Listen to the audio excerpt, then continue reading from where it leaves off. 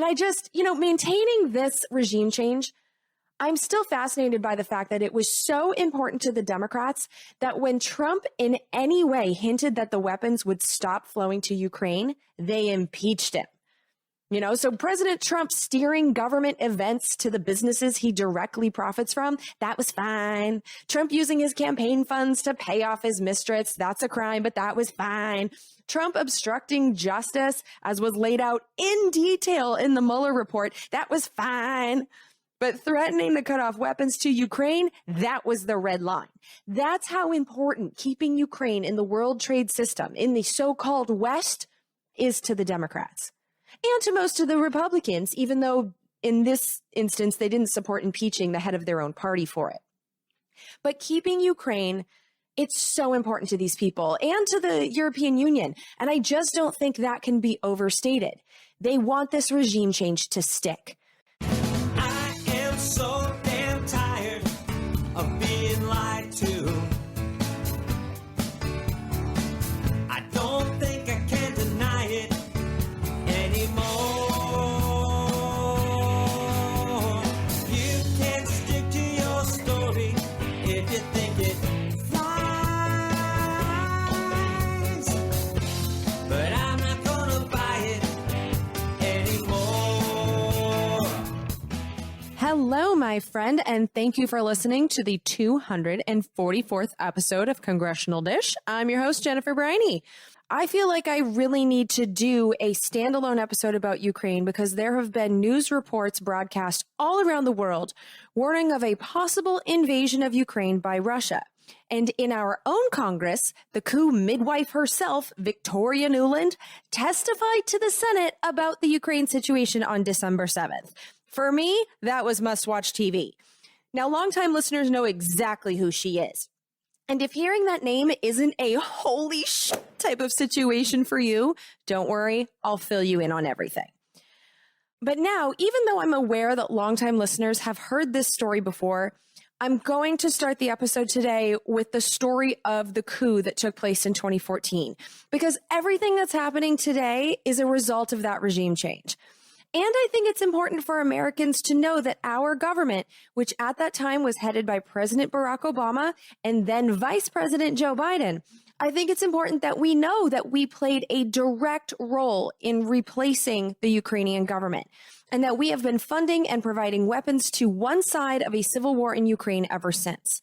I told the story about the 2014 coup best in episode 167, which is about our government's relationship with Russia and the National Defense Authorization Act, which authorized our war activities for 2018.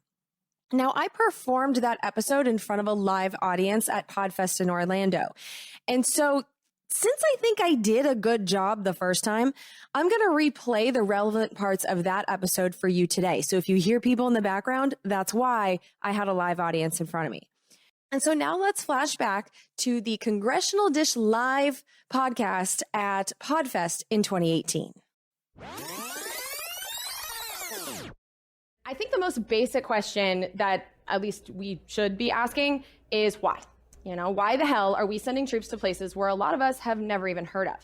And after 15 years of asking why we fight and 5 years of studying it full time, I think I know the answer now, or at least I'm starting to.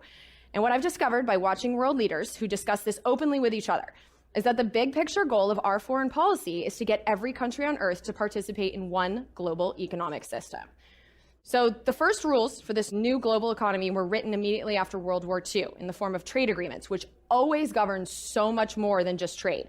And even though it took decades to get all three operational, there are three global organizations at the center of this global financial system: the International Monetary Fund, the World Bank, and the one created the most recently in the 1990s, the World Trade Organization.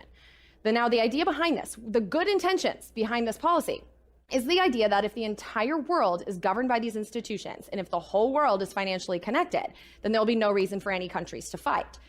But in the meantime, as the system's being created, as was so eloquently proclaimed by then President George W. Bush, either you're with us, either you love freedom and with nations which embrace freedom, or you're with the enemy. And being with the enemy will not be tolerated. And again, I don't expect you to take my word on any of this, so I'm going to let the guy who literally wrote the 500-page outline for what eventually became the World Trade Organization to tell you the overall vision. This clip I'm going to show you is from 1994, right before the Masters of the Universe created the World Trade Organization at a meeting in Uruguay. The person you're going to hear is Arthur Dunkel, who is the Director General of the United Nations, and it's no exaggeration to say that this guy created the economic system that's meant to be global. If I look back at the last 25 years, what did we have? We had two worlds, the so-called market economy world and the centrally planned world. The centrally planned world disappeared. One of the main challenges of the Uruguay round has been to create a worldwide system. I think we have to think of that. Secondly, why a worldwide system?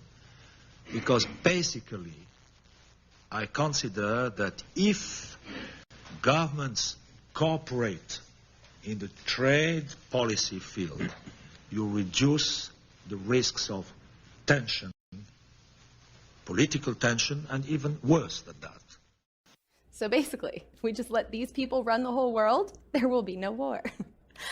And so what about the countries that don't want to submit to their rules, the rules of the market economy? Global rules, by the way, that none of us citizens get to vote for. You know, we have no role in who picks these worldwide rules. I mean, how many of you have picked up a ballot and had a World Trade Organization represented listed? You know, like, we don't get to pick these people, and this global government is not a democracy, which is something that is not lost on the rest of the world. And so what if there are countries, which there are, that don't want to give up their sovereignty to this undemocratic global system? Well, first, the masters of the universe generally try bribery to get the governments to change their laws in returns for cash. But if that doesn't work, the U.S. military and our partners install new governments in those countries. New governments staffed with people who are willing to change their laws to match the market economy rules. And so basically, our military is the muscle for what I usually call the world trade system. Here's Senator John McCain from January of last year, 2017. For 7 decades, the United States has played a unique role in the world. We've not only put America first, but we've done so by maintaining and advancing a world order that has expanded security, prosperity, and freedom. This has required our alliances, our trade, our diplomacy, our values, but most of all, our military, for when would-be aggressors aspire to threaten world order. It's the global striking power of America's armed forces that must deter or thwart their ambitions. Too many Americans seem to have forgotten this in recent years. Too many have forgotten that our world order is not self-sustaining. Too many have forgotten that while the threats we face may not have purely military solutions, they all have military dimensions. In short, too many have forgotten that hard power matters, having it, threatening it, leveraging it for diplomacy, and at times, using it. Fairly or not, there is a perception around the world that America is weak and distracted, and that has only emboldened our adversaries to challenge the current world order. Now, if you really want to understand this, I highly recommend reading the book, The Pentagon's New Map by Thomas Barnett. A few years ago, after I started Congressional Dish, I was tipped off by a listener who works in D.C., and he told me that this book has been read by many of the most powerful people in our current Congress. So I bought a copy. And sure enough, the chairman of the House Armed Services Committee, Representative Mac Thornberry of Texas, this guy's been in Congress for over 2 decades, and he's the main author of the 2018 NDAA. Well, he's quoted on both the inside flap and the back cover singing this book's praises. And to be honest with you, I hated this book. I found the author arrogant and borderline evil, but I feel like if you want to know what's going on in Washington, you should read what they read. So here's a few quotes from the book if you don't want to read it. Quote, "Our model of future peace prevails so long as our willingness to wage just wars does not falter. America's gift to the world is not military empire, but economic globalization and the collective security it both engenders and demands," unquote.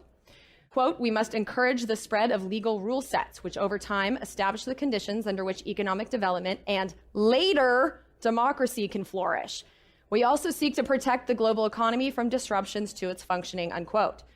Quote, "America's role in providing globalization's security is merely removing from the playing field those actors who willfully disregard its emerging rule sets," unquote. And in case you're wondering why most of us citizens are unaware of the reasons behind our wars, reasons which are, again, openly discussed by the Masters of the Universe meetings that most people just ignore on C-SPAN, Why aren't you being informed of this overall goal? Well, quote, "We also engage in what are known as psychological operations to convince the civilian population that our goals in conducting any war will serve their long-term interests," unquote. So what I'm discovering is a story as old as humans. It turns out that the richest, most powerful people in the world still want to control all the money in the world. And what's new is that the United States military is acting as their muscle, and us United States citizens are paying for it with our money and with our lives. Now, like I said before, the first step towards getting an unwilling country to change their economic laws isn't military force, it's financial coercion. And the International Monetary Fund is the main player in this game. The way this works is that the countries that don't participate in the economic system often find themselves short on cash. Now, this can be for a lot of reasons, and a lot of those reasons are often the fault of the countries themselves. But oftentimes, sanctions are involved. Because sanctions really should be thought of as economic warfare because they cut off people, companies, and countries from sources of funds. And so what happens is that the International Monetary Fund, or IMF, the IMF loans struggling countries money, but in return, the IMF demands that the country change its economic laws. And the changes they demand are ones that make the country much more corporate friendly. In general, and I've witnessed this myself over and over again, there are 3 economic principles that can be found consistently in IMF reform demands, which are, again, changes to law that are demanded of countries in return for cash. First, governments should remove regulations that stand in the way of the accumulation of profits by private businesses. Second, governments should sell off any assets that corporations could be running for a profit. And third, governments should dramatically cut back funding for social programs for their citizens. And if you want proof of this, A Long History of the IMF Demanding Changes, this was a book that changed my life. A Long History of the IMF Demanding Changes in Countries Around the World is documented brilliantly by Naomi Klein in her book, The Shock Doctrine. The Shock Doctrine by Naomi Klein. If you ever want to read one book to kind of understand what the hell I'm talking about, that's the book. You can also complement it with The Confessions of an Economic Hitman. Those two together and you'll pretty much know where I'm coming from. But the Shock Doctrine in particular documents country after country after country whose leaders have been branded as communist or socialist, so basically branded as enemies for not fully integrating into the so-called market economy. But those countries have had their governments overthrown either with violence or financial ruin that pisses off the citizens, leading to protests, and it's often a combination of both. And our government has been involved in this since the end of World War II, possibly even longer than that. But for my purposes, the story really starts at the end of World War II when the World Trade System became a thing. But anyway, Naomi Klein started documenting the pattern starting in the early 1950s. And in Congressional Dish, we've been documenting the continuation of these patterns for the last 9 years, including ongoing regime change attempts occurring right now in Venezuela and Belarus, Nicaragua, Iran, and likely other places that I'm not even aware of yet. And one of the patterns that has emerged is that many, if not most, of the countries we have targeted for regime change are economic partners with China and Russia. And the Ukraine situation is in every way connected to Russia, and so that's what I'm going to focus on today. And so let's flash back one more time to the live performance in 2018 so that you can hear what you need to know about Russia. In World War II, Russia, then the Soviet Union, they were our ally. And it was only after World War II, as creating this new economic system became the focus of some countries, ourselves included, that Russia came to be looked upon as an enemy. And what was their sin? Communism. They chose to operate their government using a different economic system, one that's centered upon government control of industry and far fewer opportunities for corporate profit. Now, over the years, NATO, which is the military alliance formed after World War II, the military alliance of countries that mostly do match their economic laws to that dictated by the World Trade System. Well, NATO has grown so large that it is now coming right up to Russia's doorstep, which, as you might imagine, the Russians consider a threat. Here's former Vice President Joe Biden speaking to the Council on Foreign Relations, which, for those of you who are unfamiliar, the Council on Foreign Relations is where the masters of the universe congregate. And so if you want to see them plotting world domination for yourself, just look up the Council on Foreign Relations on C-SPAN, because I'm genuinely shocked that these creeps speak so freely about these meetings. And they do it on TV, but they know that we're not watching, so why not? But anyway, here's Joe Biden. He's talking about Russia's position in the world. They cannot compete against a unified West, and I think that is Putin's judgment. And so everything he can do to dismantle the post-World War II liberal world order, including NATO and the EU, I think is viewed as in their immediate self-interest. And, considering that this question was asked in that same meeting where Vice President Joe Biden was sitting, maybe Russia isn't nuts in wanting NATO and the EU military alliances destroyed. In the piece, the two of you say that there's no truth that the United States, unlike what Putin seems to believe or say, that the U.S. is seeking regime change in Russia. So the question I have is, should we be? And if not, if we shouldn't be seeking regime change, what should we be seeking in the way of political change inside Russia? What's an appropriate agenda for the United States vis-a-vis Russia internally? I mean, can you guys imagine what would happen if there was a video of Russian leaders sitting around being like, do you think that we should overthrow the United States government? Like, what's the role that Russia should play in their internal politics? Like, what would our reaction be? Because I'm pretty sure that I know what the reaction would be because I've seen it on TV all the time. We would say, you have no role in our internal politics. And yet, here we are talking about maybe regime changing them. It's pretty hypocritical and arrogant, if you ask me. And I can totally see why Russia would consider us a threat. Now, back here in 2021, the NATO expansion is key to understanding what's going on with Russia and Ukraine. Because after World War II, the Russians had a military alliance in Europe. It was called the Warsaw Pact. And after the end of the Cold War, that military alliance was dismantled by the country that is now Russia. Although it is important to note that Russia kept approximately 1,500 nuclear weapons. And so even without a large military alliance in the European area, Russia remains a global threat. But so do we. The United States has over 3,800 nuclear weapons. But we also never dismantled our anti-Soviet Union military alliance, NATO, even though the Cold War was over. Basically, we've changed very little since the Cold War. And to this day, NATO is constantly described in official documents, and I'm talking about United States laws, as essential to, quote, deter Russian aggression, unquote.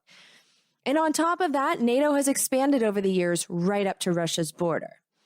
And so now Russia is creating new military alliances, notably with China. And I should also mention Belarus, which is another country that our Congress has officially declared economic war on and is actively trying to change the government of. I produced an episode about Belarus recently, and I put that in this episode's show notes for you because all these puzzle pieces do fit together.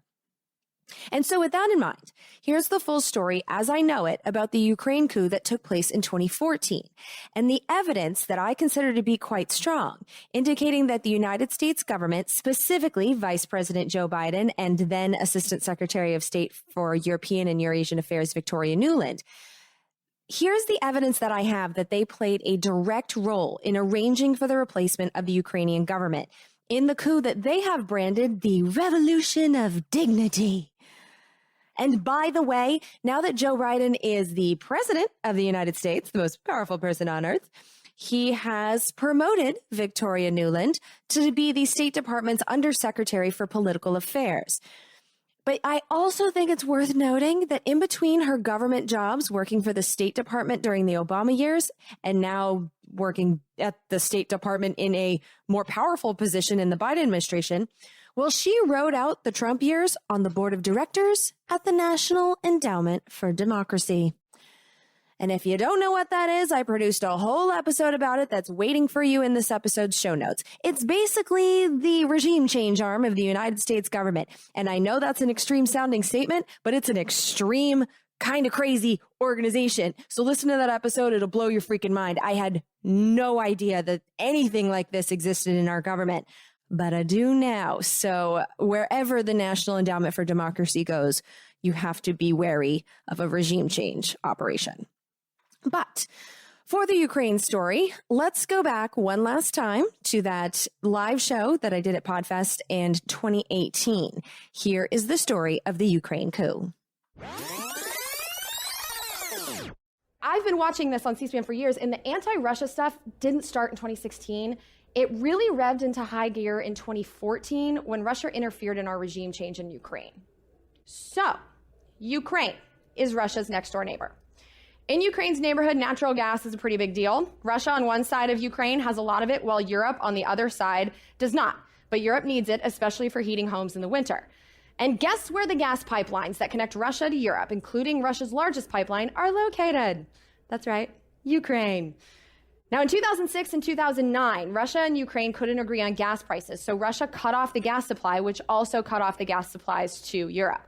Now, obviously, having the ability to cut off gas supplies gives Russia a lot of power over Ukraine, and Ukraine's position as middleman in Europe's gas purchases makes Ukraine important to the world trade system as well. But aside from being an important location for fossil fuel transportation, Ukraine itself is a valuable treasure, because aside from being blessed with lots of fertile land perfect for growing food, it's also sitting on top of some enormous shale formations which have yet to be fracked for natural gas. The largest of these formations is on the eastern side, the Russian side of the country. And there's also a lot of gas under the peninsula that hangs off the southern coast of Ukraine called Crimea. And while Ukraine has a lot of gas under its soil, it doesn't have the technology to frack it right now. So Ukraine is still largely reliant on Russia for its gas. And so keeping that in mind, here's a little bit of recent history. Back in 2011 and 2012, Ukraine needed money, and the International Monetary Fund was willing to give Ukraine some money if Ukraine's government, headed then by President Victoria Nuland, would change Ukraine's economic laws to make the country more open to multinationals. Some of the demands that were made by the IMF include they wanted Ukraine to allow multinational banks to buy Ukrainian banks. They wanted Ukraine to cut regulations limiting the extraction of profits by a bunch of other industries. They wanted Ukraine to limit the wages of government workers and cut government jobs. They wanted Ukraine to make cuts to their health and education spending. They wanted the government of Ukraine to eliminate subsidies that made gas prices more affordable for Ukrainian citizens. And the IMF wanted Ukraine to privatize their gas industry, which are some pretty tough strings. But it appeared for a while that the Ukrainian government was on board, the Ukrainian government headed by this guy Yanukovych, because they were starting the process of economic integration with the world trade system in return for that cash. Because in 2013, Ukraine's government was negotiating terms of an economic partnership with the European Union. And multinational corporations, knowing that privatization of Ukrainian assets was a demand, they were lining up to get a piece of the Ukrainian pie. For example, Ukraine signed a 50-year, $10 billion fracking deal with Chevron just a few weeks before the EU deal was supposed to be signed.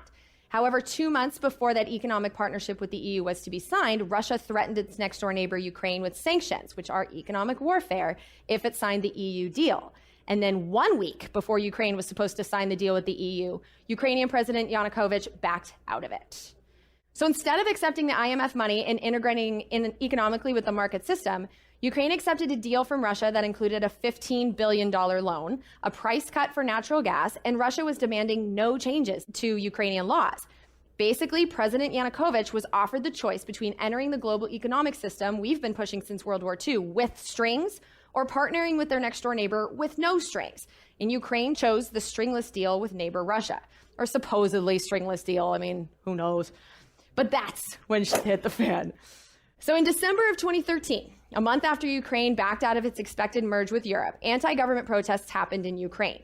And there were some very strange guests at these protests, including Republican Senator John McCain of Arizona, Democratic Senator Chris Murphy of Rhode Island, and Assistant Secretary of State for Near Eastern Affairs, Victoria Nuland.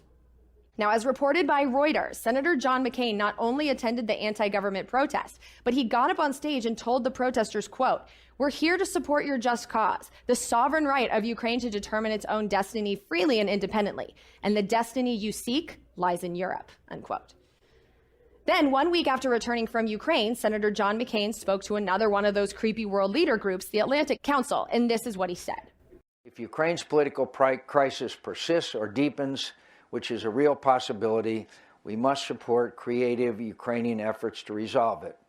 Senator Murphy and I heard a few such ideas last weekend, from holding early elections, as the opposition is now demanding, to the institution of a technocratic government with a mandate to make the difficult reforms required for Ukraine's long-term economic health and sustainable development. Decisions such as these are for Ukrainians to make, no one else, and if they request our assistance, we should provide it where possible. Finally, we must encourage the European Union and the IMF to keep their doors open to Ukraine. Ultimately, the support of both institutions is indispensable for Ukraine's future, and eventually, a Ukrainian president, either this one or a future one, will be prepared to accept the fundamental choices facing the country, which is this. While there are real short-term costs to the political and economic reforms required for IMF assistance and EU integration, and while President Putin will likely add to these costs by retaliating against Ukraine's economy, the long-term benefits for Ukraine in taking these tough steps are far greater and almost limitless. This decision cannot be borne by one person alone in Ukraine, nor should it be. It must be shared, both the risks and the rewards, by all Ukrainians, especially the opposition and business elite. It must also be shared by the EU, the IMF, and the United States. All of us in the West should be prepared to help Ukraine, financially and otherwise, to overcome the short-term pain that reforms will require and Russia may inflict. A few months later, in early February 2014, a phone call between the then Assistant Secretary of State for European and Eurasian Affairs, Victoria Nuland, who was the lady who was in Ukraine supporting the protesters with John McCain and Chris Murphy. Well, a conversation between her and the U.S. Ambassador to Ukraine, Jeffrey Pyatt, was leaked online. The call was real, and here's how I know. This is the then State Department spokeswoman Jen Psaki speaking to reporters the day after the call was leaked. Before we get back to Syria, let's go to the real fire, or what seems to be the real fire at the moment, and which is Ukraine. And so before we get into the actual substance of this conversation, this call that was recorded and released, can you say whether if this call is an authentic recording of an authentic conversation between Assistant Secretary Nuland and Ambassador Pyatt? Well, I'm not going to confirm or outline details. I understand there are a lot of reports out there, and there's a recording out there, but I'm not going to confirm private diplomatic conversations. So you're not saying that you believe this is, you think this is not authentic? You think this is it's not an accusation I'm making. I'm just not going to confirm the specifics of it. Well, you can't even say whether there was this call, that you believe that this call, you believe that this recording is a recording of a real telephone call? I didn't say it was inauthentic. I think we can leave it at that. So you're allowing you're allowing the fact that it is authentic. Yes. Do you have a question about it? I love that smile on her face, too. She's just like, I hate you.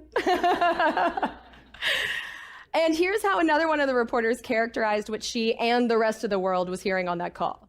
It's up to the people of Ukraine, including officials from both sides, to determine the path forward. But it shouldn't be a surprise that there are discussions about events on the ground. This was more than discussions, though. This was two top U.S. officials that are on the ground discussing a plan that they have to broker a future government and bringing officials from the UN to kind of seal the deal. This is more than the U.S. trying to make suggestions. This is the U.S. midwifing the process. And of course, I have the tape for you. Now, you can listen to the entire thing. It's about 6 minutes. I've put the links to that in this episode's show notes. But here are the highlights. Now, in this call, the State Department's Victoria Nuland and U.S. Ambassador to Ukraine, Jeffrey Pyatt, are discussing which of three people should be put in charge of the next Ukrainian government. The options were Vitaly Klitschko, who ended up becoming the mayor of Ukraine's capital city, Kiev, and he remains the mayor to this day. There was also Ola Tonnybok, who was the leader of a party that focused on opposition to Russia and communism. And there was Arseny Yatsenyuk, nicknamed Yats, the person who would become Ukraine's prime minister 21 days later. Good. So I don't think Klitsch should go into the government. I don't think it's necessary. I don't think it's a good idea. Yeah, I mean, I guess you think what in terms of him not going into the government, just let him sort of stay out and do his political homework and stuff. I'm just thinking in terms of sort of the process moving ahead, we want to keep the moderate Democrats together. The problem is going to be Tonnybok and his guys. And, you know, I'm sure that's part of what Yanukovych is calculating on all of this. I think Yats is the guy who's got the economic experience, the governing experience. He's the guy, you know, what he needs is Klitsch and Tonnybok on the outside. He needs to be talking to them 4 times a week, you know. I just think Klitsch going in, he's going to be at that level working for Yatsenyuk. It's just not going to work. And they got some help with their plan from the very top of the U.S. government. We want to try to get somebody with an international personality to come out here and help to midwife this thing. And then the other issue is some kind of outreach to Yanukovych, but we probably regroup on that tomorrow as we see how things start to fall into place.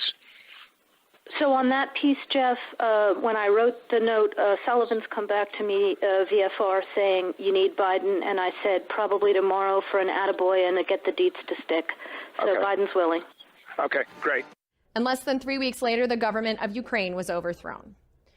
The way it went down is that the Ukrainian parliament somehow voted to remove Yanukovych a little under 2 years before the end of his term in a move that Yanukovych called a coup.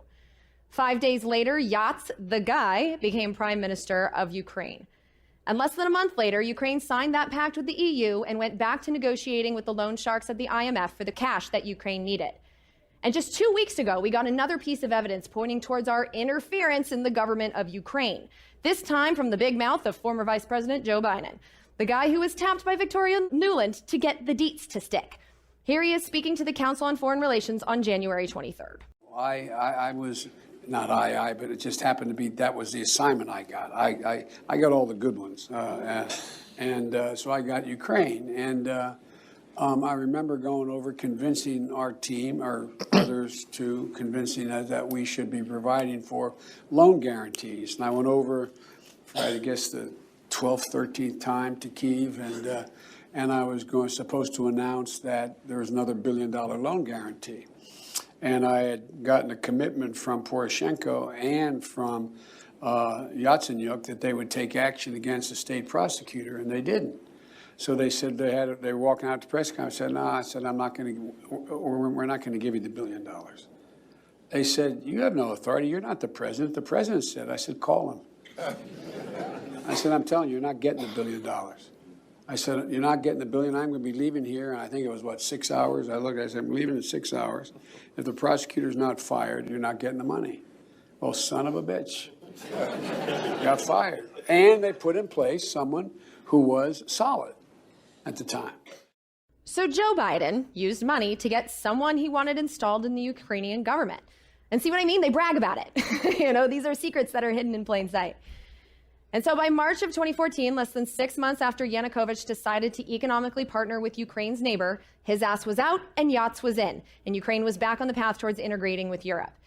And I can't tell you all the details of what happened. I don't think we're ever going to know, but I'm confident now in saying that we were interfering. And Russia was pissed. If my dumbass is able to see these pieces fit together, you bet that the Russian government was able to see what was happening too.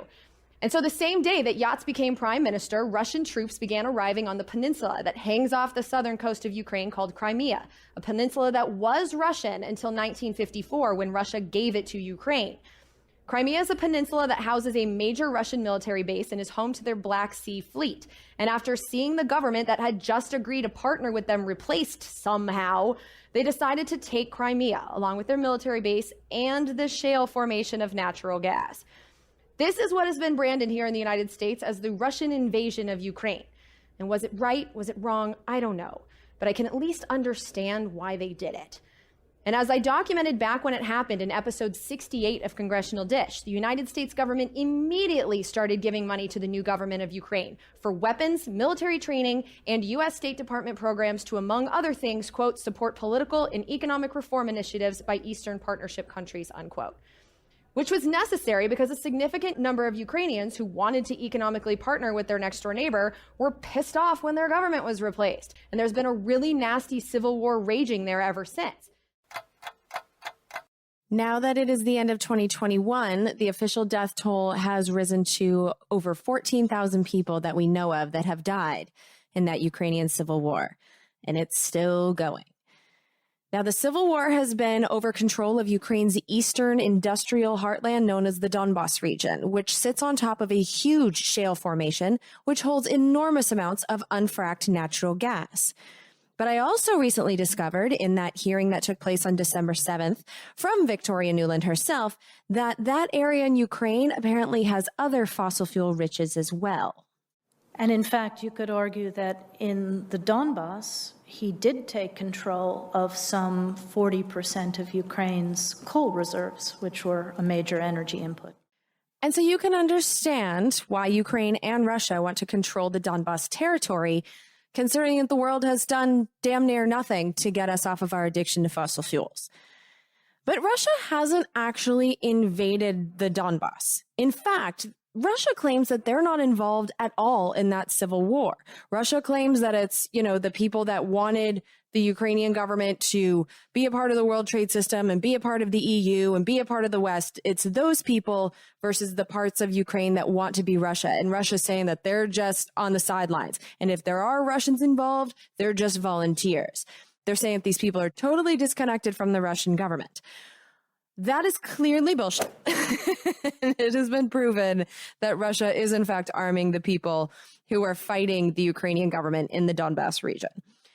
And the people in our government are not in any way denying that our government is funding and arming the Ukrainian government side now that it is, well, I mean, I guess it is actively a part of the World Trade System now because they are doing exactly as the IMF demands and they are privatizing their resources. I'll get to that in a minute. But yeah, I guess we can call them the World Trade System allied government in Ukraine.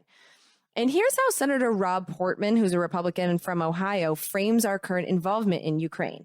And FYI, when he says the Maidan, that is the name for the square where the protests took place in 2014, where John McCain and Victoria Nuland and Democratic Senator Chris Murphy, such a bipartisan event, that's where they all stood on the stage and encouraged the protesters to overthrow their own government. Here's Senator Rod Portman talking about what happened back then on December 7th, just a couple weeks ago. I visited the Maidan in 2014. The tires were still smoldering, and that revolution of dignity changed everything. Ukraine decided to turn to us and to the West and to freedom and democracy. And it was a momentous decision. They chose to stand with us, and now it's our turn to stand with them. And we've done that over the years. I mean, if you look at what happened with regard to the Ukraine Security Assistance Initiative, which I co-authored, over the past 6 years, the United States has transferred defense articles, conducted training with the Ukrainian military. We have been very engaged. The Ukraine Security Assistance Initiative passed into United States law with bipartisan support, overwhelming bipartisan support, right after the coup and has been authorized by every National Defense Authorization Act ever since. It provides weapons to the government of Ukraine. And it's not the only way that our government has been allowed to arm the World Trade System favored government in Ukraine. And I was going to go down the rabbit hole of, digging through the documents and trying to add up how much money we've given to Ukraine. But lucky for me, I don't have to dig through all the documents because Victoria Nuland was happy to provide the totals for us. Since 2014, the United States has provided Ukraine with $2.4 billion in security assistance, including $450 million this year alone. $2.4 billion of our tax money has gone to send weapons to Ukraine. We are hardly neutral players in that civil war.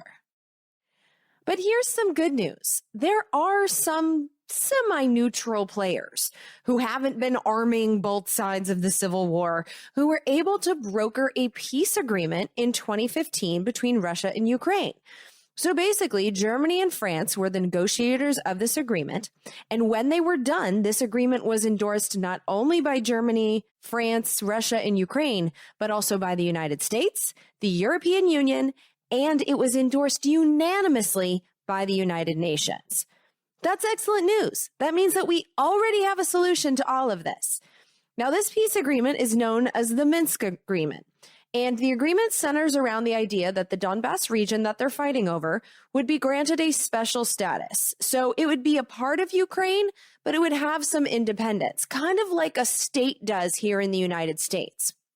The agreement requires that both Ukraine and Russia withdraw their forces from the Donbas region, and then after that, the cities in the region would hold local elections. Now, the thing is that I can't be much more specific than that because the details haven't been worked out, which is a big reason why there's still a civil war. And in addition to that, Ukraine would have to basically give legal immunity to the people who were fighting against the Ukrainian government in that civil war. But right away, after this peace agreement was negotiated, the implementing law that the Ukrainian version of Congress passed contained some poison pills. And one of the most poisonous was the one that required the Ukrainians fighting against the government to first surrender, so before the Ukrainian troops, and then they would have to let the Ukrainian government organize those local elections before they could get their special independent-ish status granted in the Constitution. And so, the people on the Russian side of this kind of see that if the Ukrainian government was allowed to administer the elections, that is an opportunity for rigging the elections. And then exactly the same way, the Ukrainian government doesn't want the locals, who are a lot of them on the Russian side, to be organizing their own elections because they don't think that that would favor the Ukrainian government in the outcome. So it's all a matter of who's going to be in charge of these elections. And so they haven't decided on that, even though the Minsk agreement said it should be independent and that neutral people would come in to administer the elections. I mean, it was part of the agreement, but the Ukrainian government has basically reneged on their part of the agreement. And so the civil war has raged on. And so fast forward to today, and Ukraine in all of this has only moved backwards. So President Volodymyr Zelensky, who you might remember as the Ukrainian president on the famous phone call that got Donald Trump impeached, well, that guy has declared that Ukraine is not in fact bound to offer that independent-ish status to the Donbas region kind of at all. And the main reason for this, apart from obviously wanting to have as much control as possible over that very valuable region, but the other part of this is that Zelensky believes that some independence for the Donbas region would prevent Ukraine from joining NATO, the military alliance, because that Russian-speaking region could use its constitutional independence within Ukraine to block that membership.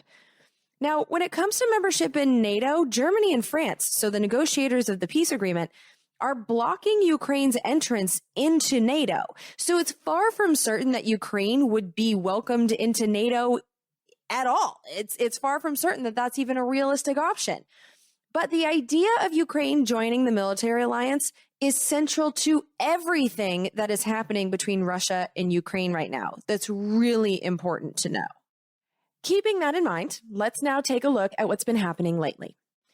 So during the last few months of the Trump administration, about 18,000 private and government employees downloaded a Russian-tainted software update that gave Russian hackers access to the systems that those employees were working on, according to SolarWinds, the company whose software was hacked. And because our government buys so much private sector software, we don't do a lot in-house, a bunch of government agencies, quite important ones, were hacked, including the Department of the Treasury, the Department of Commerce, the State Department, the Department of Homeland Security, parts of the Department of Defense, and the Department of Energy, which is the department in charge of our nuclear weapons. Most concerning to me, we know that the Los Alamos National Laboratory, where our nuclear weapons are designed, was hacked as well. And so everything about this is bad. And, there are things that you can do to prevent future attacks. But unless you kind of shut down your systems and reboot them from scratch, there's not much you can do once the hackers are in, because it's possible for these hackers to install hidden backdoors once they're in. And so the truth is that all of these essential departments of our government were, and maybe still could be, compromised by Russian spies. And it wasn't just government agencies that were hacked. Many private companies were hacked too. And so with our extreme level of privatization of government essential services, so like our electric utilities in this country are private, and we know that they were accessed because we have allowed these companies whose security we don't control to own such essential services. We now know that the Russians probably have the ability to fuck with us at home without having to drop a single bomb. So earlier in 2021, I did a whole episode about the freeze that happened in Texas. And I'm not suggesting that the Russians had anything to do with that. I have seen absolutely no evidence of that at all. But I bring that up to show the importance of electric utilities, because when they didn't work, when the power didn't flow to people's homes, people actually died when this happened in the winter.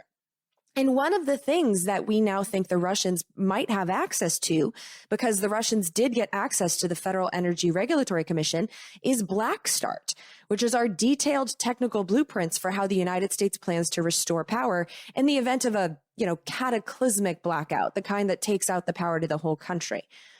And we know that in 2015, the Russians took down a chunk of Ukraine's electricity grid and used its knowledge of Ukraine's restoration plans to keep Ukraine's power off for 6 hours in the peak of their brutal winter.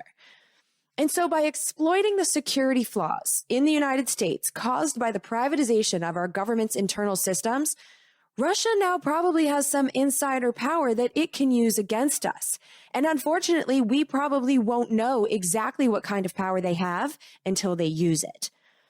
And so, after he became president in April, President Biden, in response to the SolarWinds hack, declared a national emergency, which in this case actually could be appropriate. But instead of ordering our government to develop its own systems that it can control completely, instead of relying on the private sector for data security, President Biden only used his emergency powers to sanction Russia. And I just want to point this out, that in the press release about the sanctions, the White House said that the SolarWinds hack, quote, places an undue burden on the mostly private sector victims who must bear the unusually high cost of mitigating this incident, unquote. So there's no tone in that suggests that the Biden administration is at all pissed about the performance of the private sector companies that we have paid for our data security. Instead, we see them as victims. So, it just goes to show the mindset of these people. And as far as I know, taking the private sector out of the government security systems wasn't even contemplated by this White House. And so instead, the Biden administration chose to only punish Russians. And so what the April 2021 sanctions do is they are asset blocks for anyone that the United States Treasury Secretary says that in any way, even indirectly, participated in the tech or defense sectors, the whole sectors of the Russian Federation economy, which is quite broad. It really allows these sanctions to apply to quite a few Russian people. And it can apply to anyone who does anything that can be branded as broadly as, quote, activities that undermine the peace, security, political stability, or territorial integrity of the United States, its allies, or its partners, unquote. So that is incredibly broad. And using this new authority granted by President Biden, the Department of the Treasury decided to target Russian banks by blocking them from participating in the global market for bonds as of June 14th, even bonds that are in rubles, which is the Russian currency. And so this basically means that the Russians can't borrow money from the multinational banks based in the United States anymore. Although I should note that they still have the ability to borrow from foreign-based multinationals as long as our banks are not involved in any of the transfers. Now, this sounds super harsh, and, it kind of is. But United States banks only have about 7% of Russian debt, so this isn't that big of a hit to them.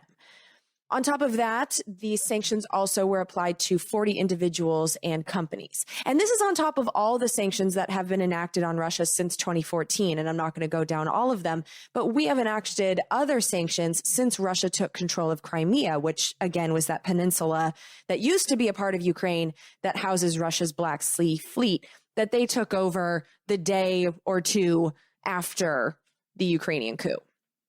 Now, during this same time, back in the spring of 2021, Russia had troops amassing near their border with Ukraine, almost as many troops as are there right now. And about a week after the sanctions, Russia pulled those troops back. Now, I don't know if our sanctions played any role in that, but I just want to point out that Russia has had troops near its border with Ukraine before, as recently as earlier this year, and they didn't invade the Donbass region. So just know that. And so now let's fast forward to this summer. In one of the Ukraine-related laws that Congress enacted after the coup, and I can't remember which one, but it doesn't matter.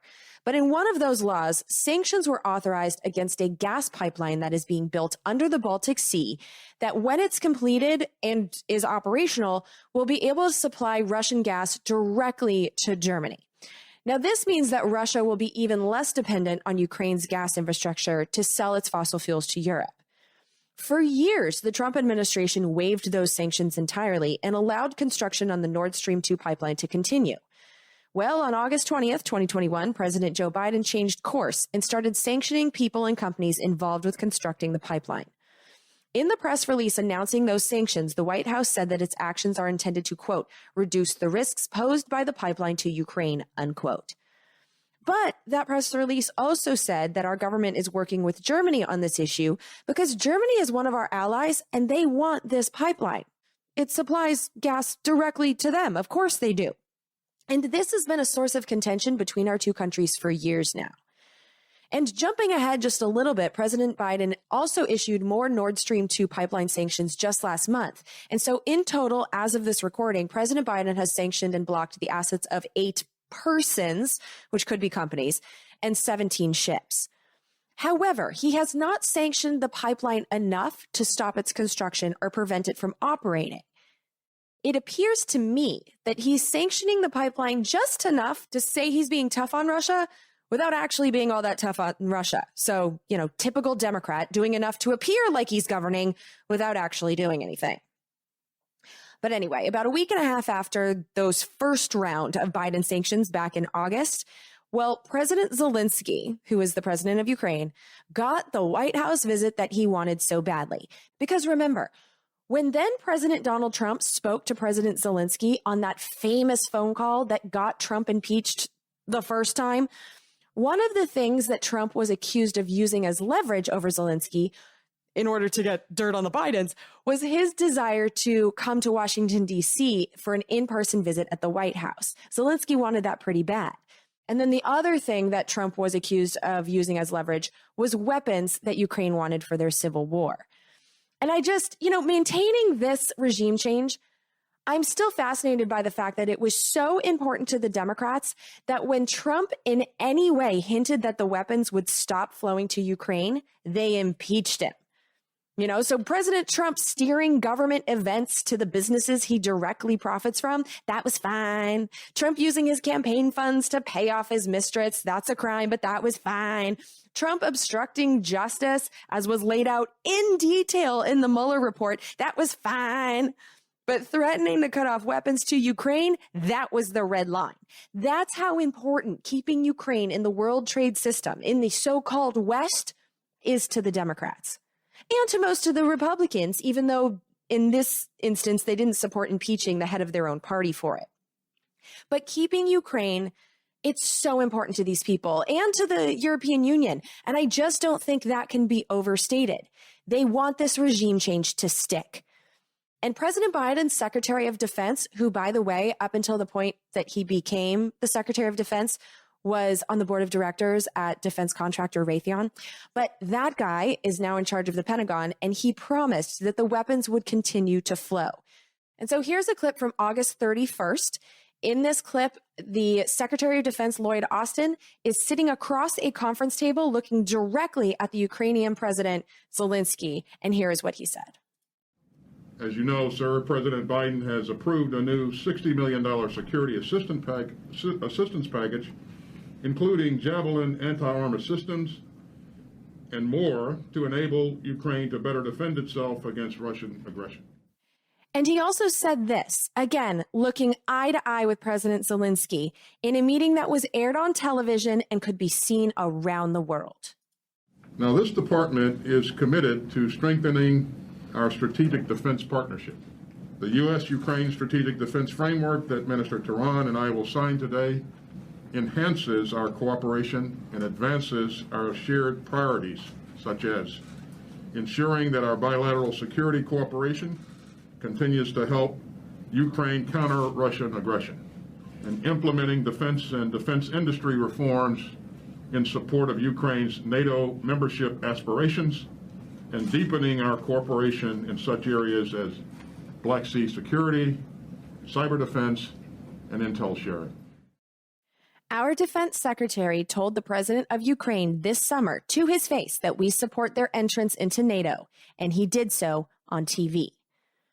And this is important because just 6 weeks later, Russia's relationship with NATO got officially ugly. Not that it was great before.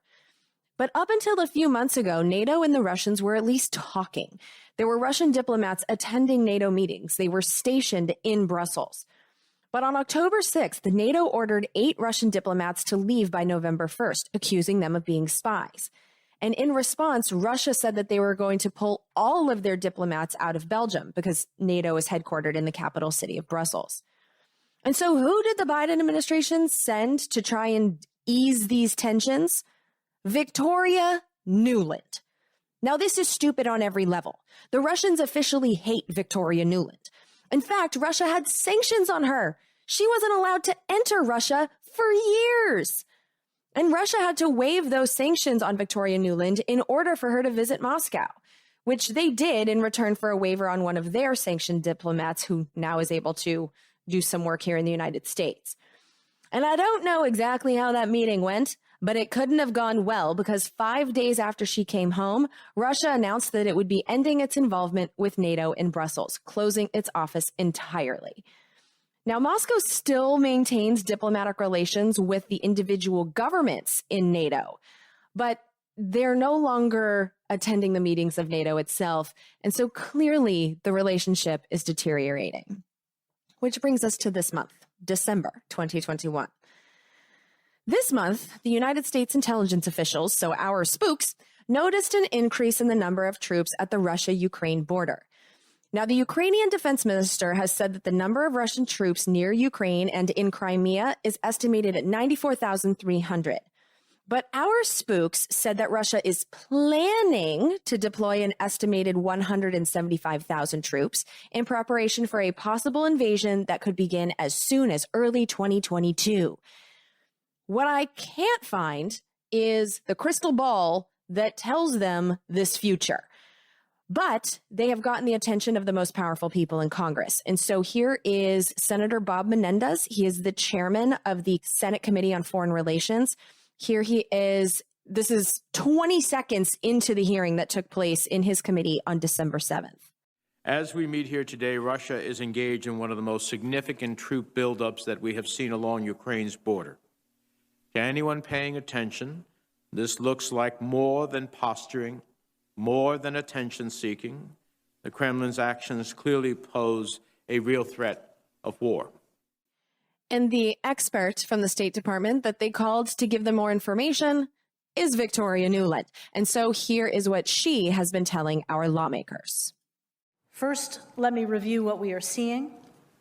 Over the past 6 weeks, Russia has stepped up planning for potential further military action in Ukraine, positioning close to 100,000 troops around Ukraine's eastern and northern borders and from the south via the Crimean Peninsula. Russian plans and positioning of assets also include the means to destabilize Ukraine from within and an aggressive information operation in an attempt to undermine Ukrainian stability and social cohesion and to pin the blame for any potential escalation on Kiev and on NATO nations, including the United States. Russia's military and intelligence services are continuing to develop the capability to act decisively in Ukraine when ordered to do so, potentially in early 2022. The intended force, if fully mobilized, would be twice the size of what we saw last spring, including approximately 100 battalion tactical groups, or nearly all of Russia's ready ground forces based west of the Urals. We don't know whether President Putin has made a decision to attack Ukraine or to overthrow its government, but we do know he's building the capacity to do so. So be afraid. And notice that she didn't give any details about why they think that there's going to be more and more troops. And there's no why coming from our part of the government. But the question for me, obviously, is why. And so let's go straight to the source. So in June, and so yes, this is a little outdated, but in June, Vladimir Putin himself took questions on Russian television, and he explained some of his thinking when it comes to Ukraine. So first, here's what he said about Russia's relationship to Ukraine. And in this clip, you're going to hear first the question from the reporter, and then you'll hear President Putin's response. And obviously, you're going to be hearing the English translation from the translator, but he'll be talking in the background. Why is Ukraine not on the list of countries who are Russia's adversaries? Another question, are you going to meet with Zelensky? Well, why Ukraine is not on the list of adversaries? That's because I do not think that the Ukrainian people are our adversaries. I said it many times, and I will say it again. The Ukrainians and the Russians, that's one people, one nation. Now, there are a couple different ways to interpret that comment. You can see it as a statement of kinship. So like, we're not going to attack Ukraine because they're one people. We don't attack our own. Or you can hear it as a statement of ownership. And indeed, it's been twisted both ways. But in the coverage of the current troop buildup on the Ukrainian border, there is this idea that seems to be floating around for the people that kind of hear that as an ownership statement, that President Putin is trying to recreate the Soviet Union. In fact, while I was researching this episode, my own mom stopped by for like 5 minutes, and I told her what I'm researching, and she said, oh, apparently Putin's trying to recreate the Soviet Union. So that's one of the reasons that I want to bring this up, because, you know, my mom doesn't pay super close attention to world affairs, not like I do, but I wouldn't say she's uninformed. She does her best, but she gets a lot of her news from the television, from corporate media. And so the idea is clearly getting out there that that is one of Putin's goals. But I watched President Putin himself, and here's what he told his own citizens on Russian television. I have already said that it is impossible and it makes no sense to try to restore the Soviet Union by a number of reasons. And looking at the demographic processes in a number of former Soviet republics, so it's an unreasonable effort to do because we can face a lot of social problems that will be impossible to resolve, and some issues like the ethnic groups in various regions. But what should we do about Russia itself, about the geopolitical realities, and about our internal development? So Putin himself says that's not a goal because it's impossible. So what does he want? You know, what are the concerns that he says are driving his decisions? What I'm worried about is a more fundamental thing. They are trying to open up military bases near or inside Ukraine, making the territory of Ukraine, or making the territory that is close or on the border with Russia a military platform for other countries, is a threat to the security of Russia. And this is what worries us. This is what we have to think about.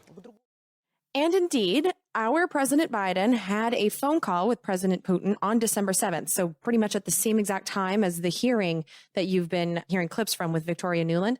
Well, they had a phone call, and Putin told President Biden on that call that he wants us to stop the expansion of NATO towards Russia's border. And so what he told his people seems to be matching what he's telling our president. And right after that phone call, the day after, President Biden did I can't call it a press conference. He was going to a helicopter, which is super annoying. You're going to hear the helicopter in the background. But he was talking to reporters on his way to who fucking cares somewhere.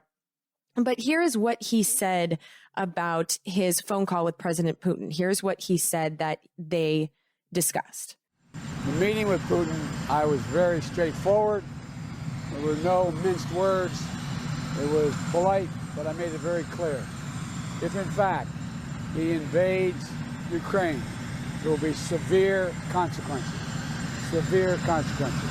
Economic consequences like none he's ever seen or ever have been seen in terms of being imposed.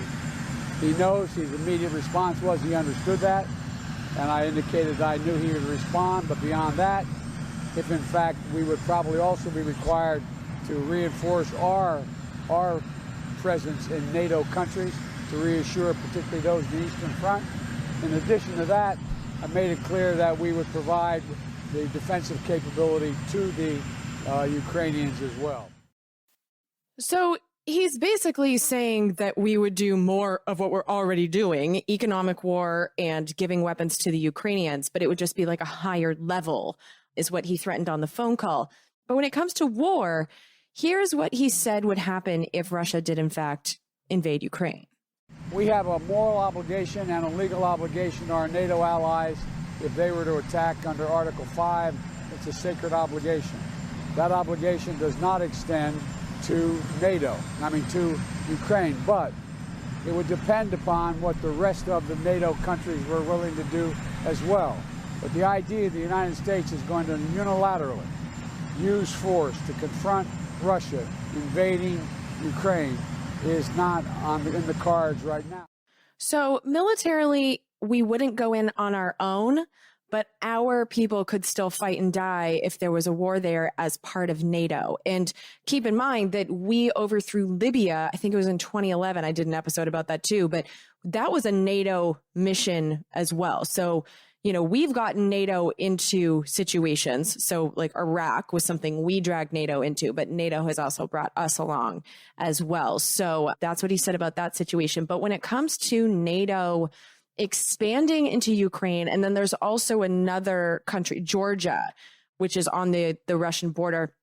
When it comes to that NATO expansion, which President Putin has been very clear he doesn't want us to do for what I think are understandable reasons. This is a very anti-Russia military alliance. It has been since the Soviet Union. And when we talk about NATO, even in our own laws and official documents, it's always been designed, or they say that it's designed to counter Russian aggression. You can understand why he doesn't want this alliance going right up to his doorstep. And so here's what President Biden said about the expansion of NATO and what he's thinking about that. We hope by Friday we're going to be able to say and announce to you that we're having meetings at a higher level, not just with us, but with at least 4 of our major NATO allies and Russia, to discuss the future of Russia's concerns relative to NATO writ large, and whether or not we can work out any accommodations as it relates to bringing down the temperature along the Eastern Front. So Biden is talking about making accommodations.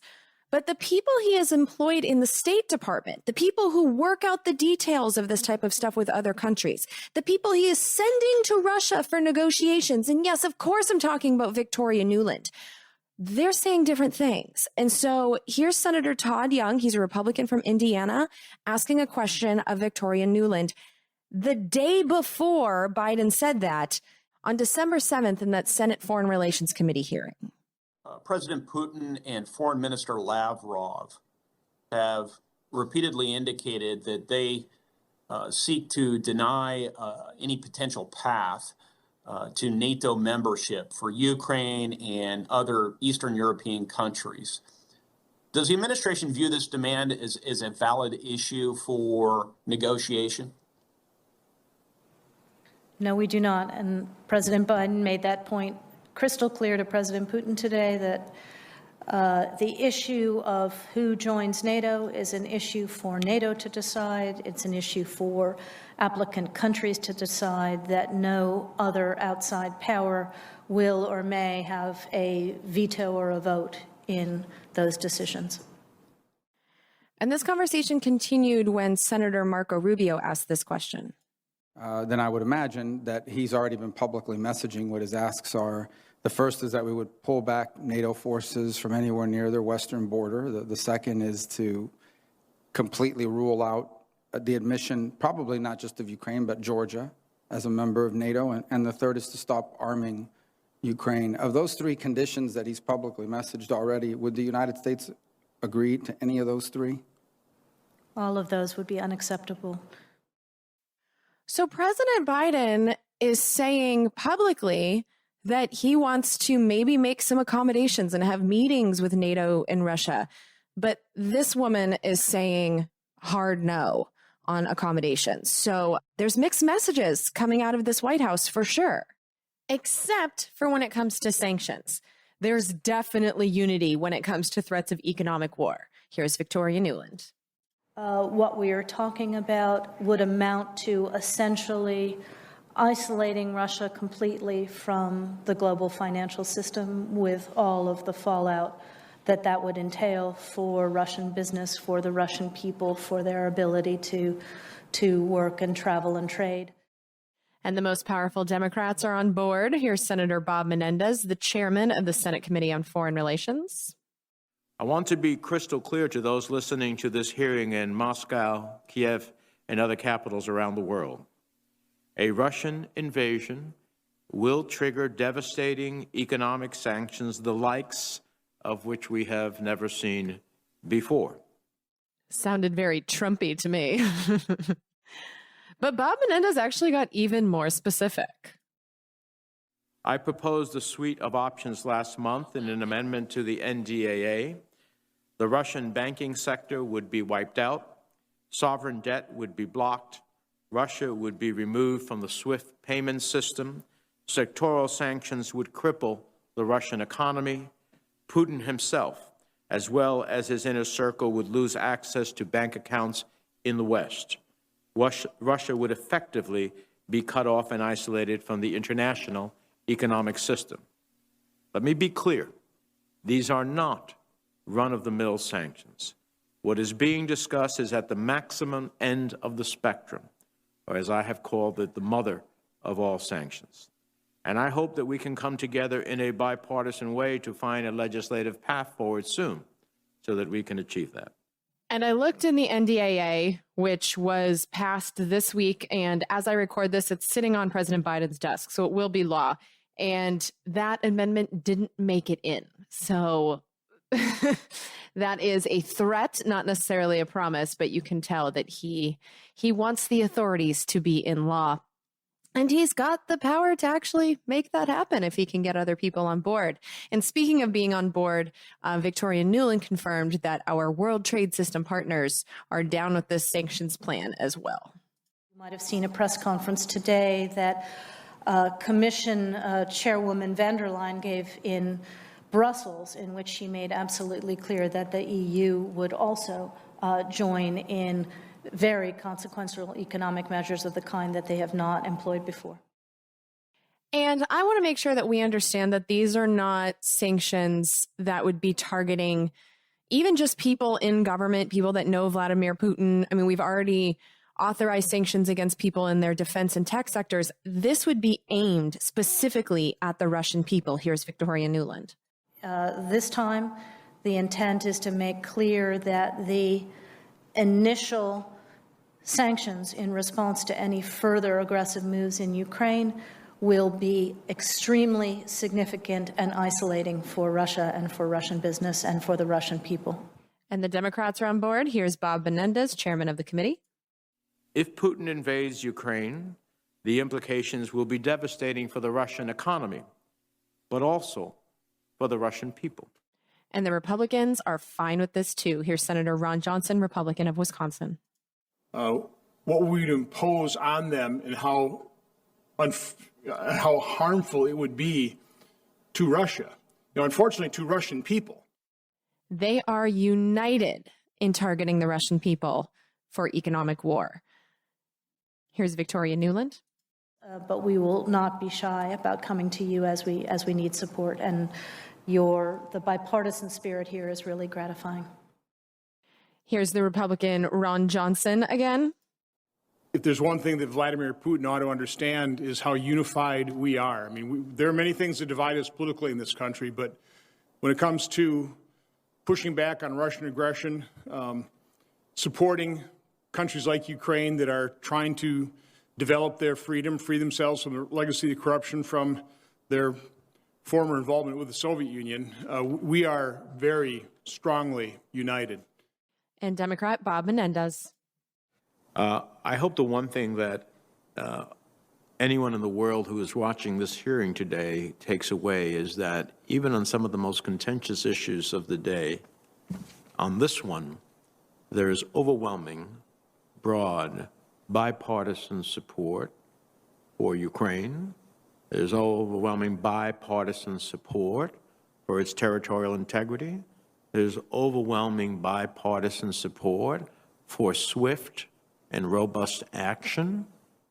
There is overwhelming bipartisan support for all of this. You know, there are ways in which the Democrats and Republicans are different when it comes to foreign policy and integrating countries into the world trade system. These two corporate parties are on board, clearly. And I do want to play you this clip because while they are, you know, Biden, you heard, said that we're not going to be sending in troops, at least not unilaterally. Maybe if NATO is going to do something, we would go with them. But they're talking about economic war and really focusing on economic war. But the thing is that they are thinking about this big picture. And so I really want to play this clip for you because it's been haunting me. So the senator who's asking the questions here is Senator Tim Kaine, who is a Democrat from Virginia.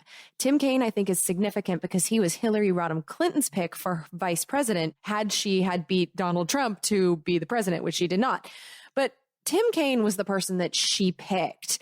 And we might not respect Tim Kaine or even know who he is, but he is influential in the Democratic Party.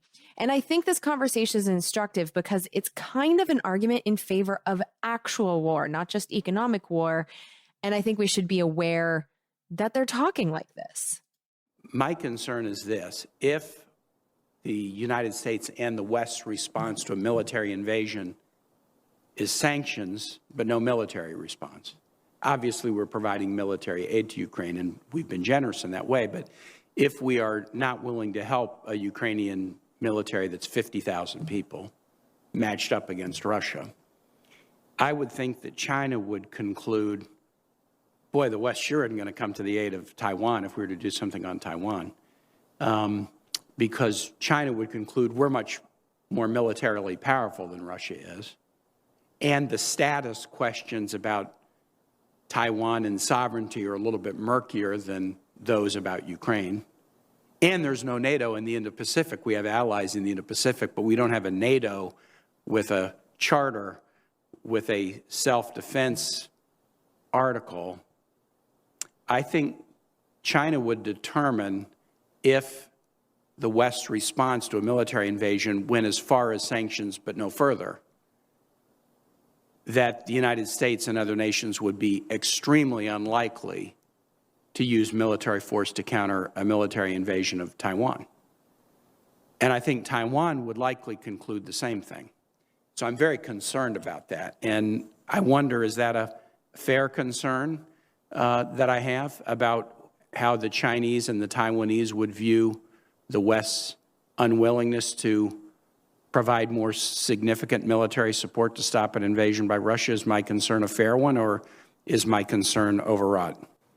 Senator, in this setting, I would simply say that this is a moment of testing. And I believe that both autocrats around the world and our friends around the world will watch extremely carefully what we do, and it will have implications for generations. And those implications could go far beyond Ukraine. They could go well beyond Europe, yes. So I just want you to be aware that that is in the calculations, that if we don't show how big our balls are in Ukraine, that they're afraid it's going to have implications around the world with other countries that are challenging the world trade system, mainly China. So yeah, just be aware that that conversation happened. But when it comes to our military involvement in this, clearly the thing we intend to do is provide weapons to Ukraine. And the NDAA, like I said, is finished, but it was just finished like within the last 24 hours.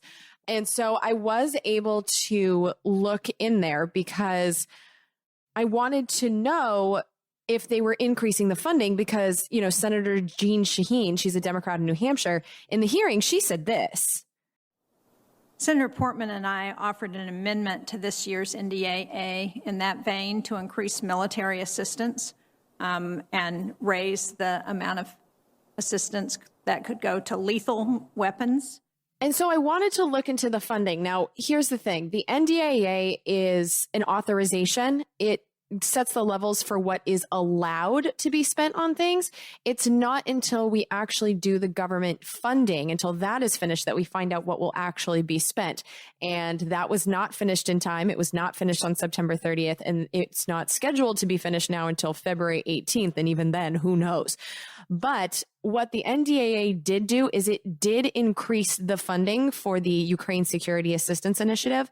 We are allowed to spend $300 million on giving weapons to Ukraine, which is up from $250 million in 2021. Senator Rob Portman also said this in the hearing. Ambassador, this week we have the NDAA likely to be voted on, and likely it will include an increase in that lethal defensive funding. But even though that's clearly on the wish list, I looked at the numbers, and the NDAA allows $75 million. It doesn't allow $75 million. It requires $75 million to be spent on so-called lethal assistance. But that is the same from 2021. So it's in there, but there wasn't an increase. But as we talk about these numbers and how many weapons we're going to be sending to Ukraine, we also have to keep in mind that it's not just the Department of Defense. Here's Senator Portman again. What defensive weapons has Ukraine asked for, and what is the State Department willing to provide them under an expedited process? The State Department.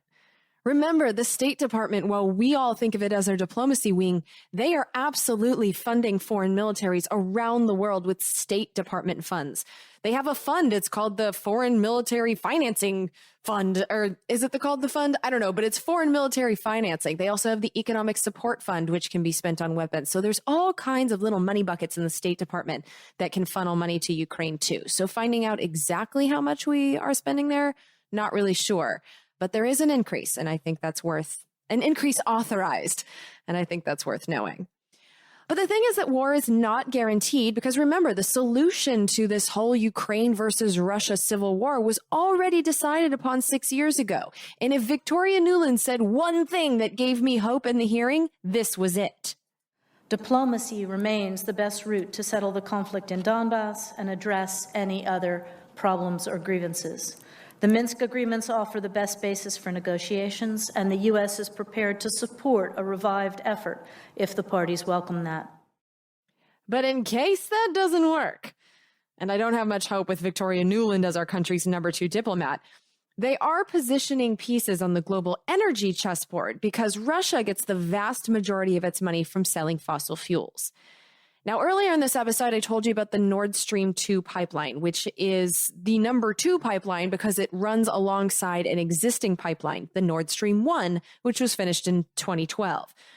Well, the first Nord Stream pipeline cut the amount of Russian gas that needed to flow through Ukraine from 80% to about 55%. And so if Nord Stream 2 were to become operational, because right now it isn't, but that would double Russia's ability to cut Ukraine out of their business. And so here is the discussion that was had about that pipeline in the December 7th hearing. Here's Senator Ron Johnson speaking to Victoria Nuland.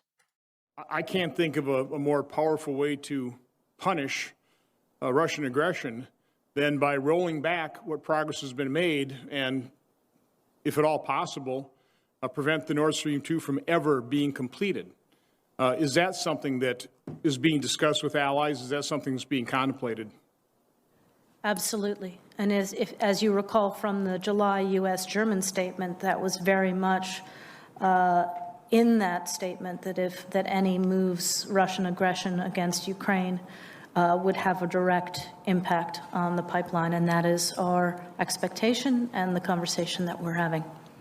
So again, direct impact is one thing, but I'm literally talking about rolling back the pipeline. You can loosely define that, but I mean taking action that will prevent it from ever becoming operational. I think if President Putin moves on Ukraine, our expectation is that the pipeline will be suspended. Well, I certainly hope the Senate Foreign Relations Committee would take up legislation to go beyond just suspending it, but from ending it permanently. We are not either of the parties involved in building that pipeline. It's between Russia and Germany. But he said, I'm literally talking about rolling back the pipeline. What does that mean? Did it sound to you at all like he's talking about blowing up the pipeline? You know, I really would have liked some more specifics about what he was suggesting there, because that just sounded, I don't know, sketchy to me. So that's another exchange that kind of creeped me out, and I just wanted you to hear it. Like, what does he mean? But as you heard, the Biden administration intends to use the pipelines as pause in their game with Russia. And not just the Nord Stream pipelines. There are actually 2 more gas pipelines that run through the Black Sea to the south and that connect Russia to Turkey. These are the Turk Stream pipelines. And those are another way for Russia to get gas to Europe without dealing with Ukraine. And those are targets too. Here's Victoria. As you know, energy is the cash cow that enables these kinds of military deployments. So Putin needs the energy to flow as much as the consumers need it.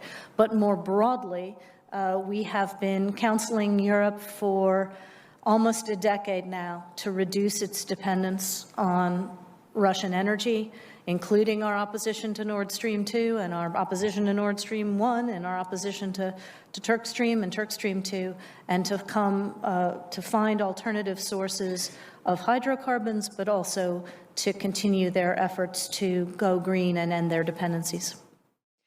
Now, it's no secret that I think that going green is a pretty good idea for the whole world in general.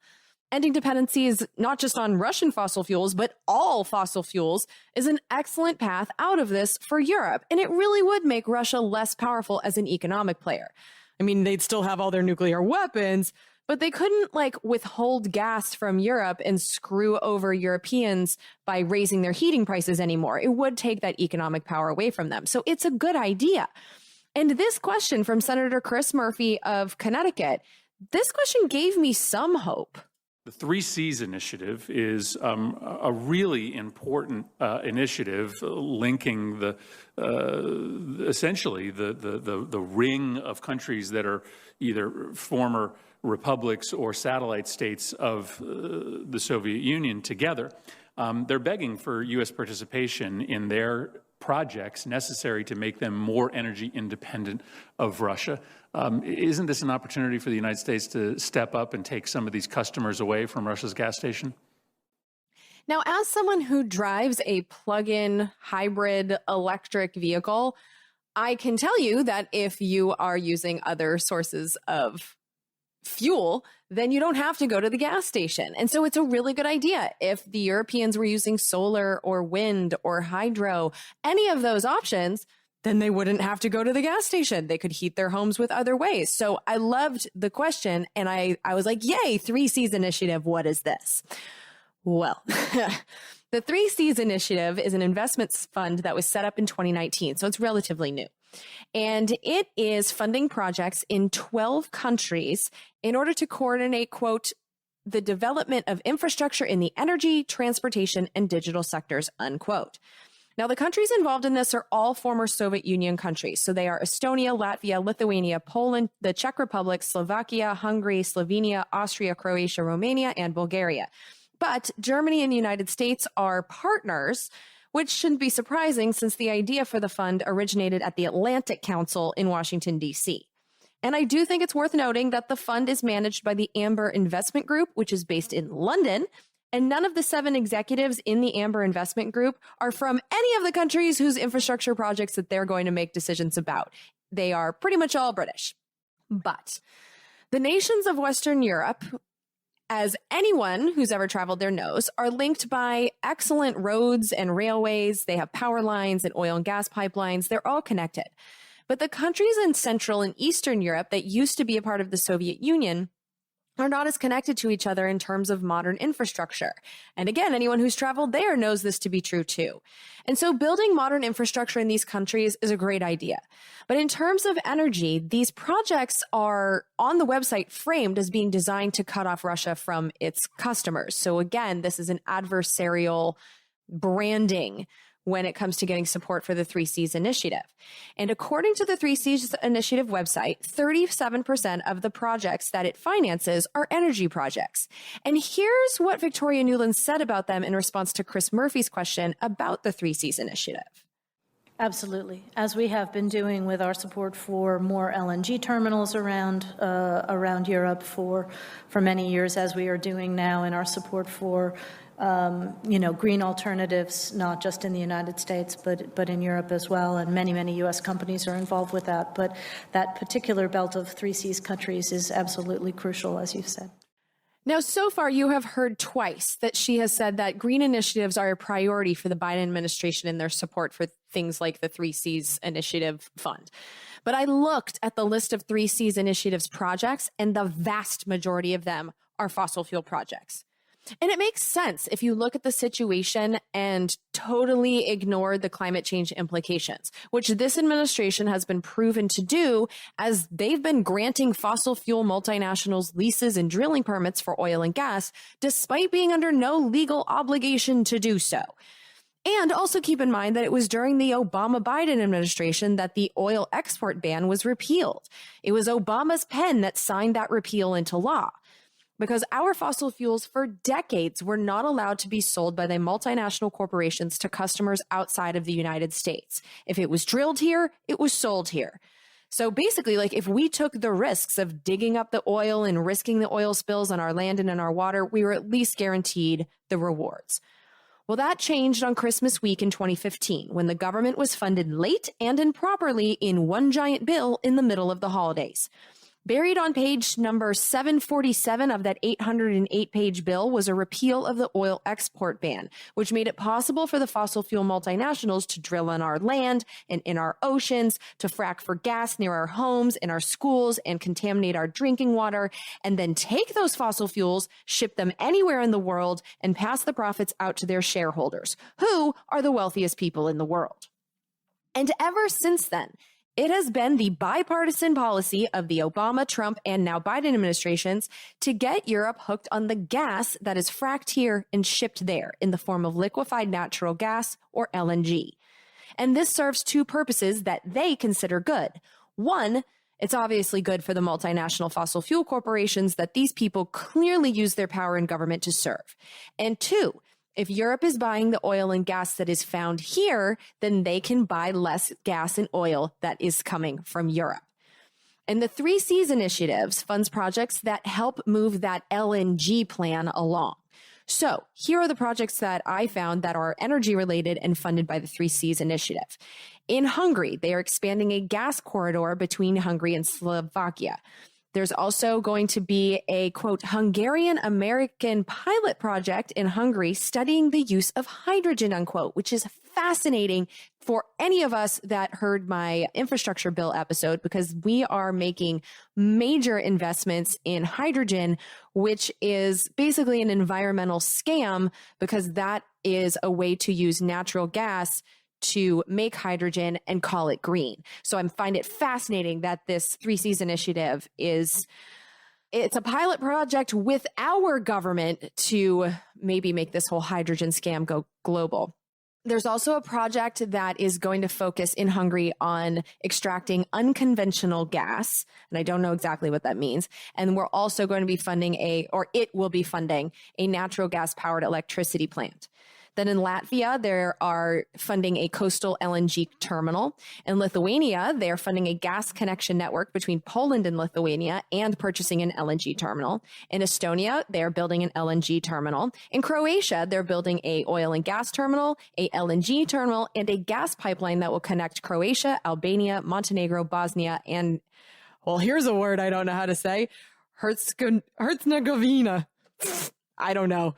But that is a place, and this gas pipeline will connect it to Croatia and a bunch of other countries. In Romania, they are going to fund a gas pipeline between Romania, Bulgaria, Hungary, and Austria. In Slovakia, they're funding a gas pipeline that's going to connect Slovakia, Bulgaria, Hungary, and Romania. In Slovenia, they're going to fund a gas pipeline connecting Hungary, Slovenia, and Italy.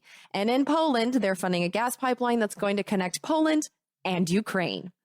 The only renewable projects on the list were one in Hungary. They're going to fund a solar power plant, which is half the size of the gas plant that they're building there. They're going to fund a wind farm project in Latvia, and they're going to fund a hydroelectric storage facility in Estonia. So for those of you keeping track, that is 3 renewable projects versus 15 gas projects for the 3 Cs initiative. And so the priorities are crystal clear.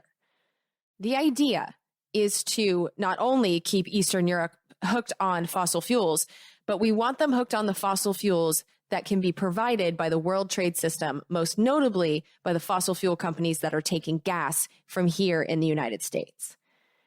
Now, when I look at this situation, because I hate to do this thing where it's like, look at all these problems and not offer a solution. So here's what I would like to see. This is purely my opinion. And if you don't like it, fine. But I would like to see my government use its leverage over Ukraine to hold up their end of the Minsk agreement. Because, we can clearly sanction Russia over and over again, and we can build all of this fossil fuel infrastructure to make it harder for them to sell their gas to their customers. But when it comes to the Ukraine-Russia conflict, remember, the United Nations voted unanimously for this Minsk agreement. The whole world has agreed on a solution to the civil war in Ukraine, and we should insist that the people on our side, on the Ukrainian government side, uphold their end of the bargain. And I don't see that happening. And when it comes to NATO, I just don't want our military legally responsible for defending Ukraine. I understand why those engineering the world to open all markets to the multinationals would desperately want to keep Ukraine. Because, for example, the day after this episode is released, on December 20th, there's going to be a sale of a large Ukrainian mining and chemical company to the private sector. But the even bigger prize right now in Ukraine is that they're in the process of privatizing the entire Ukrainian electricity grid. If you're interested, I have a link for you in the show notes of a website. It is the State Property Fund of Ukraine's website, where on the front page, USAID is listed as a partner with this fund. And on this website, you can see what Ukrainian government assets are being sold off to the private sector and to the rich. And so right now, they're preparing to sell off 21 large Ukrainian companies. These are companies in mining, agriculture, chemicals, real estate, and insulin production. But more than a third of those 21 countries, 9 of them, are electricity generation companies, including Ukraine's largest electric utility companies, with one of them even being advertised as a monopolist in its region. And on top of that, there are dozens of smaller companies owned by the Ukrainian government currently for sale to the highest bidder. So Ukraine has all kinds of riches in agriculture and obviously fossil fuels and in their existing fossil fuel transportation network.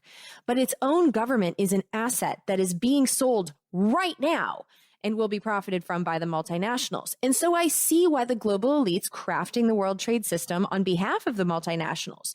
I see why the shareholder class that benefits from all this is so jazzed about Ukraine and why they would benefit from our military being obligated to protect Ukraine's Western-friendly government.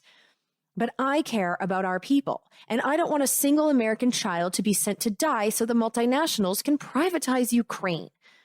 And that's what their entrance into NATO would obligate us to. Now, in reality, like I said before, Germany and France are blocking Ukraine's entrance into the NATO military alliance. And so there's a good chance that it's not realistically ever going to be a part of NATO anyway. And so why can't we negotiate with Russia about that? The reality is that NATO is the aggressor here. Russia's military alliance from back when they were the Soviet Union was disbanded at the end of the Cold War. But ours has only expanded right up to Russia's doorstep. Imagine if the Warsaw Pact was expanded to include Nicaragua and Honduras and Guatemala. And if Putin's defense minister told Mexico's president face-to-face this year on television that they would be welcoming Mexico into an anti-United States military alliance next, how would we react to that? And so I just feel like we should be negotiating when it comes to this NATO thing. I don't feel like it's worth any American lives to get Ukraine or Georgia, for that matter, into NATO. But the reality of the situation is also that my opinion clearly means nothing here. Nothing I say or do is going to change the fact that Victoria Nuland is our number 2 negotiator. God help us. And President Putin is going to do what he's going to do. And so basically, I just hope that this episode has helped you understand the situation of what is going on with Ukraine and Russia a bit more as we watch the situation unfold over the next few weeks. And if you did learn anything from this episode, I also humbly request for you to pay for it. So this is going to be the last episode of Congressional Dish for 2021. And so I would just like to wish you a very happy holidays and a happy new year. I will be back in January. I will be coming to you from Portugal, where I will be spending a couple of months, and very excited to see what the news is from outside the American press bubble. So I'm looking forward to the next year, and I hope you all have very happy and safe holidays. And I will talk to you in the meantime in the green room to producers. And for the rest of you freeloaders, I'll be back with another Congressional Dish in 2022. So yeah, take care. And thank you again to all my producers. I absolutely adore you all. And I'll talk to you soon. Take care. Bye. We're surrounded now by liars coming at us through our TV screens. We don't have a domestic spying program.